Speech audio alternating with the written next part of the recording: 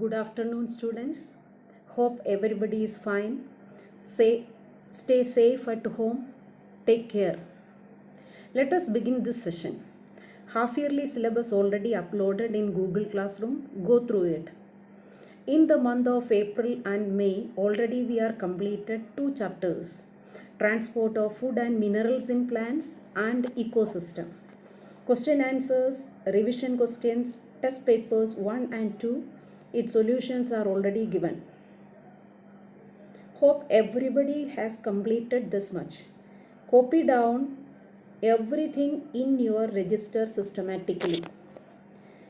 Today we are going to start with a new chapter.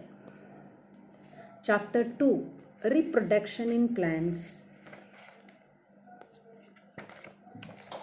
The main concepts of this chapter are types of reproduction, types of asexual reproduction, various methods of vegetative propagation, various methods of artificial propagation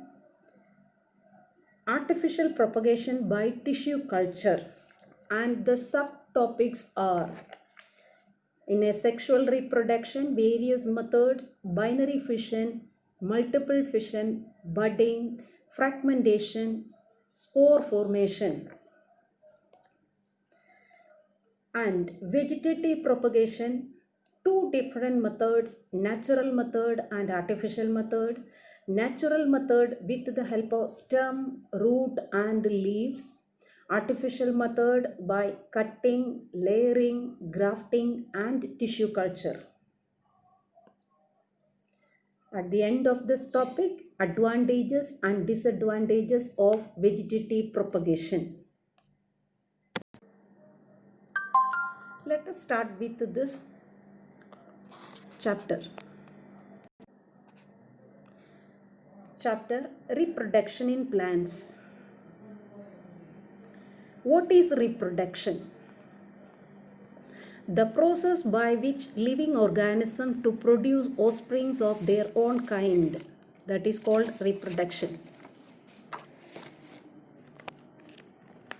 Reproduction is one of the essential characteristics exhibited by living organisms, as it ensures that the continuity of all species on earth is maintained generation after generation.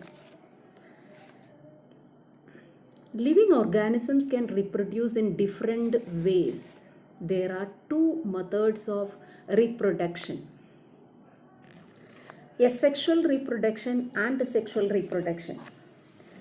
Asexual reproduction, that is of different methods: spore formation, fragmentation, vegetative propagation, budding and binary fission. The asexual reproduction. What is asexual reproduction? The production of offsprings from a single parent without the fusion of sex cells called gametes. This form of reproduction involves only one organism. Since only one parent is involved, the offspring have exactly the same features as the parent. Another type of reproduction, sexual reproduction. In this type of reproduction, new organisms are formed by the fusion of specialized reproductive cells called gametes, born by two different parents. The offspring produced has a mix of features of both parents and is not identical to either parent.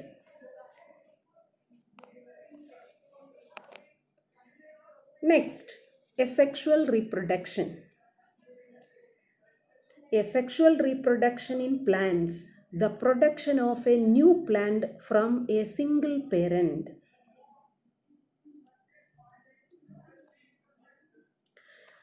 The figure in front of your screen shows binary fission in bacteria. What is binary fission?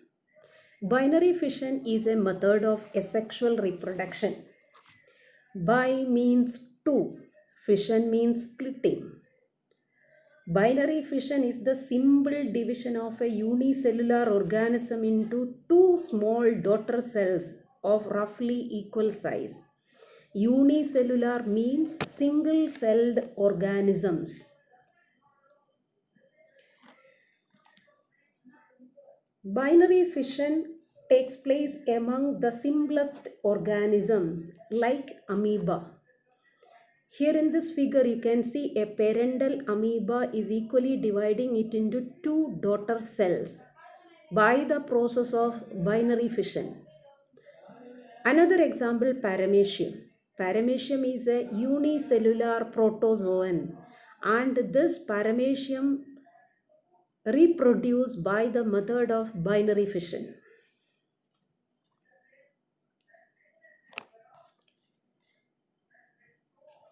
The figure in front of you, are you able to identify this organism? This organism is Hydra. Hydra is the organism that it reproduces asexually by the method of budding. A small bud or bulb-like projection is formed on the parent body. Bud grows in size and detached from parent and form an adult organism. Sometimes from one bud, another bud may arise and form a chain of bud. So here one example, yeast cell. Yeast is a fungus that we are using this yeast for baking process. Another example, Hydra. So common examples for budding are yeast and Hydra. This is the budding process in case of yeast. One bud over the another bud that they give rise a chain of buds.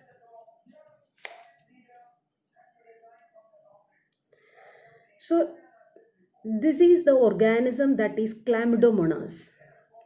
Chlamydomonas, it is a type of algae. Sometimes under unfavorable conditions, under severe cold or high temperature, some organisms develop a thick protective covering around themselves, and that is called cyst. Inside the cyst, cell divide and divide to produce many daughter cells. When conditions become favorable, cyst break and release daughter cells. This process that is called multiple fission. Multi means many, fission means division. Parental body is dividing it into many. That is multiple fission. Multiple fission, many individuals are formed from a single parent cell. Chlorella is an example. Chlamydomonas, another example. Chlorella by multiple fission process that which it is given in this diagram. An algae, Spirogyra, is on your screen. The Spirogyra, a filamentous algae. The body of a parent plant break it into two or more fragments. Each fragment develop it into a complete organism that is visible in this figure. Parental filamentous algae, that is Spirogyra. Spirogyra is divided it into many fragments and this process is called fragmentation. The next method that is called spore formation. Spores are microscopic tiny cells with a protective covering. The spores are produced inside the sporangium. So these are the sporangium means the bulged part, that is the sporangium. Inside the sporangium the spores are producing. Under favorable conditions sporangium bursts. The spores disperse in air and then grow it into a new individual. Example in case of bread mold and some plants like ferns and mosses. So you are all familiar with this type of molds. cotton-like growth over old bread. When you observe this cotton-like growth under the microscope, you can see such type of a filamentous structure that is called bread mold or rhizopus.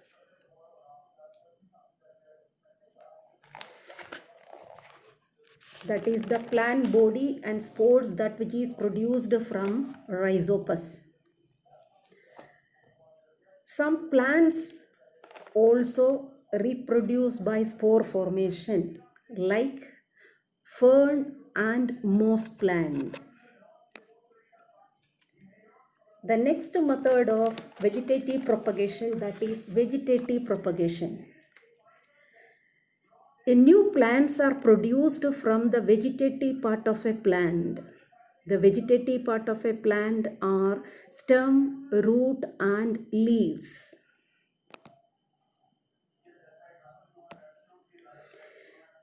Vegetative propagation is of two different types, natural method and artificial methods. Vegetative propagation by natural methods.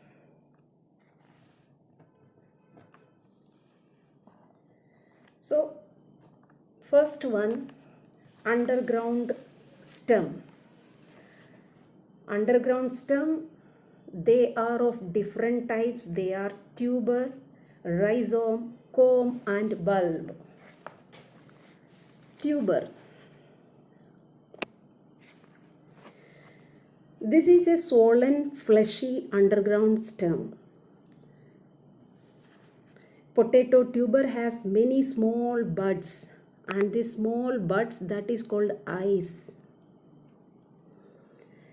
each of which can grow it into a new plant. Next one, rhizome. This is a short branched underground stem. It has distinct nodes and internodes bearing buds. Node means the part of the plant from where the leaves are originating. Internode means the gap between two nodes. Nodes and internodes are present in rhizome, which can grow. This bud can grow it into a new plant. And examples are ginger, banana and canna. Another type of underground stem, comb. It is a thickened, round underground stem that consists of a swollen base surrounded by scale leaves. It has one or more buds that grow it into a new plant. Example, colocasia and gladiolus. And another type, bulb. It is an underground stem with a bud and membranous leaves called scale leaves. Examples are very common, onion, garlic, etc. These are the examples for underground stem. Underground stem, they are tuber, rhizome, comb and bulb. These are all examples. The next one, aerial stem. Vegetative propagation by aerial stem. Branch arises from the base of the stem and grows horizontally. The nodes of such subaerial stem give rise to one or more buds. Here in this picture that you can see, more than one bud that which is present on the stem. And tuft of root hairs which drop into the soil and give rise to independent plant. Such type of vegetative propagation, that is in case of, and this type of vegetative propagation is present in chrysanthemum, mint and strawberry.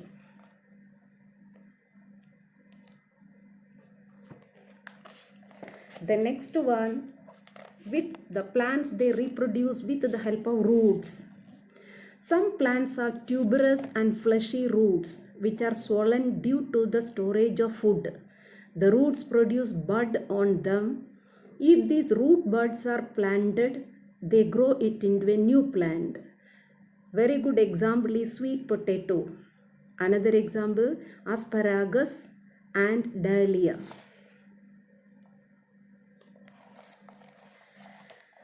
The figure shows bryophyllum plant. Many small buds are arise from the notches at their leaf margin. So here you can observe there are many plants there in that leaf margin. When the leaf fall on moist soil, each bud develop it into a complete plant. So bryophyllum and kalanchoe are the two plants that they reproduce from leaves.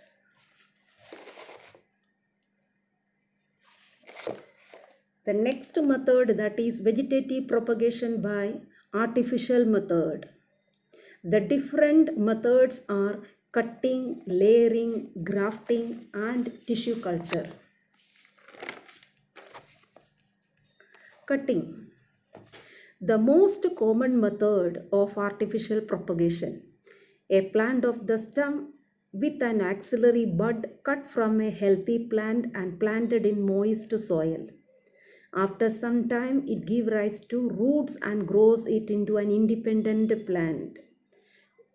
This process is clearly visible in this figure. Stem with axillary bud is removed from the parental plant, and after that it is planted it in the soil and it is growing it into an independent plant. This method is called cutting. Many plants that it can be propagated by this method: sugarcane, China rose, bougainvillea, rose plant, all these are examples. The next method, layering. In this method, look at the picture. You can see a branch of this plant is bent downward, which is then covered with the soil. After a few days, roots develop from the part under the soil. The branch is then cut off from the main plant and planted in the soil. Examples are plants like lemon, rose, jasmine. All of them that we can grow by this method, layering. Next one, grafting.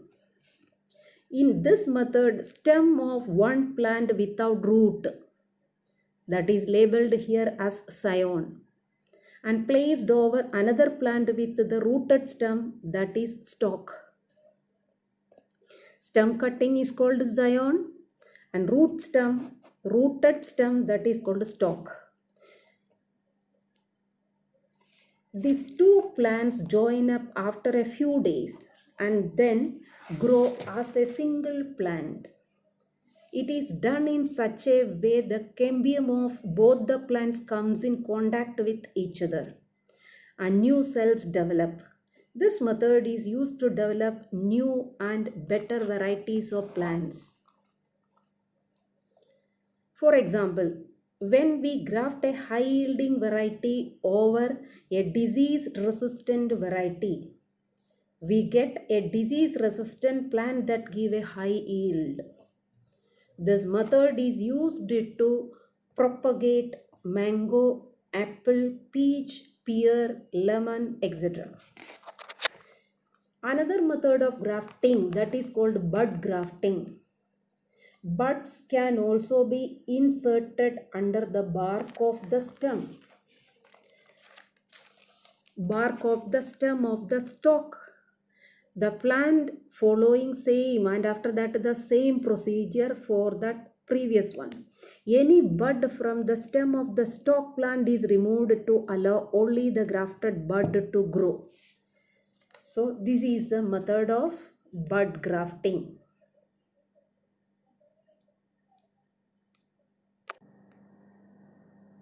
Another method that is called artificial method, it is tissue culture.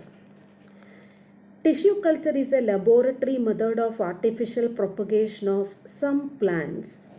In this process, a small sample of tissue is obtained from the plant and cultured in a nutrient medium in a laboratory. This method is employed to produce a wide range of disease-free and a variety of plants with higher yield. The important steps in tissue culture are: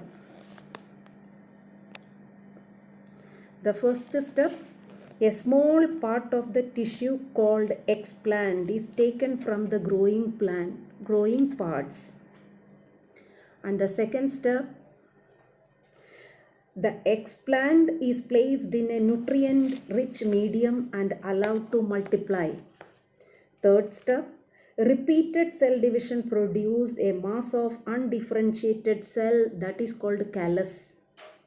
And the fourth step, the callus is transferred to a new medium where roots and shoots regenerate, giving rise to plantlets. And the last step, the plantlets are then planted in the field using special procedures. This is the process that is called tissue culture. By this method, disease-free plants can be produced from plants affected by virus. And tissue culture allows the rapid production of disease-free, high-quality plants in large numbers. Fruit plants, ornamental plants, and plants used in forestry are propagated by these methods.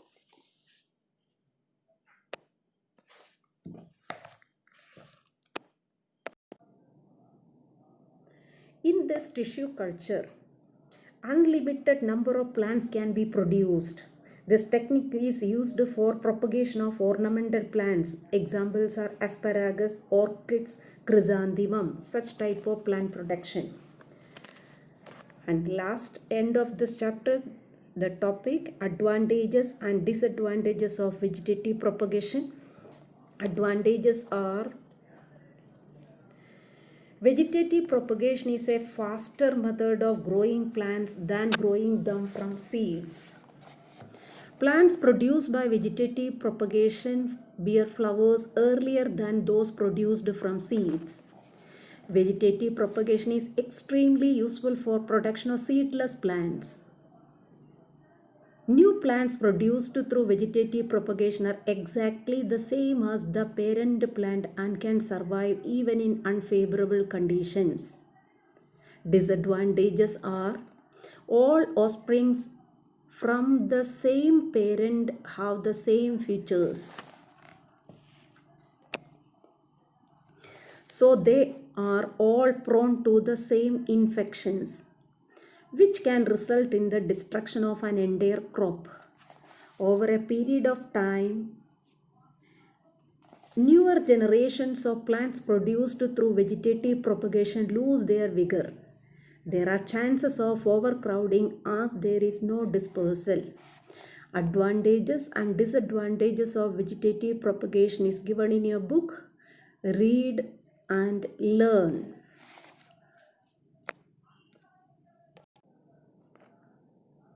With this much explanation, we reached at the end of this topic. And read this chapter thoroughly.